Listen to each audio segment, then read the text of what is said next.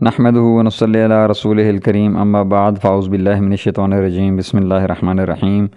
جی ناظرین، آج کی دعا کے سلسلے میں 40ویں دعا لے کر ہم آپ کی خدمت میں حاضر ہیں۔ بیماری سے شفا یابی کی دعا۔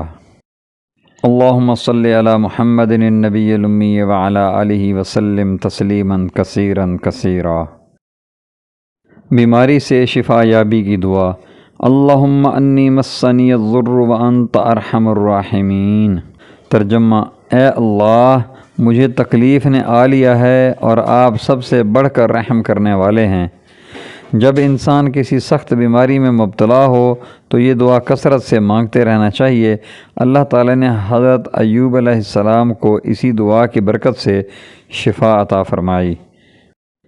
آمین یا رب العالمین، بجاہ سید الانبیاء والمرسلین خاتم النبیین محمد رسول اللہ صلی اللہ علیہ وآلہ وسلم، وآخر دعوانا ان الحمد للہ رب العالمین۔